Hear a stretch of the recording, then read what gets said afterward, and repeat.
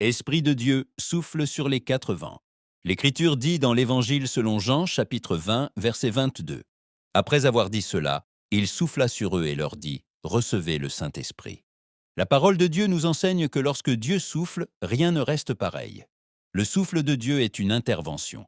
C'est la vie qui entre là où il y a sécheresse. C'est le mouvement là où tout est retenu. Dès le commencement, lorsque Dieu souffla le souffle de vie dans l'homme, ce qui n'avait pas de vie commença à vivre. Plus tard, il vint du ciel un bruit comme celui d'un vent violent. Dans tous les cas, le principe demeure. Lorsque Dieu souffle, rien ne reste pareil. Lorsque nous parlons des quatre vents, nous ne parlons pas de direction naturelle, nous parlons de totalité. Le nord, le sud, l'est et l'ouest représentent tout lieu, toute vie et toute condition. Dire « Esprit de Dieu, souffle sur les quatre vents », c'est déclarer qu'il n'y a aucun endroit hors de la portée de Dieu et aucune situation exclue de sa puissance. L'Esprit de Dieu souffle là où il y a de la fatigue. Il souffle là où l'âme a été affaiblie par l'attente. Il souffle là où la foi a été frappée par les circonstances. Il souffle là où le cœur s'est desséché et où beaucoup sentent qu'il ne reste plus de force pour continuer.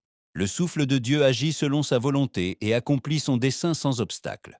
Là où Dieu souffle, les limites prennent fin. Là où Dieu souffle, les chaînes se brisent. Là où Dieu souffle, la vision s'éclaire et l'espérance renaît. Aujourd'hui, nous avons besoin de plus que de belles paroles. Nous avons besoin du souffle de Dieu. Nous avons besoin que son esprit souffle sur l'esprit confus, sur le cœur blessé, sur la vie fatiguée et sur la foi éprouvée. Lorsque l'Esprit de Dieu souffle, ce qui était retenu commence à avancer. Le souffle de Dieu réveille ceux qui étaient endormis. Il réveille ceux qui se sont installés, ceux qui se sont lassés de croire et ceux qui ont baissé leur garde. Là où l'Esprit de Dieu souffle, il n'y a pas de place pour la passivité ni pour la résignation. Il y a la vie, il y a le mouvement et il y a la restauration. Aujourd'hui, nous déclarons que l'Esprit de Dieu continue de souffler. Souffle la vie là où il y a sécheresse. Souffle la force là où il y a épuisement. Souffle la foi là où il y a le doute. Souffle la direction là où il y a confusion. Souffle le réveil là où le feu de Dieu s'est éteint. L'écho de la voix de Dieu.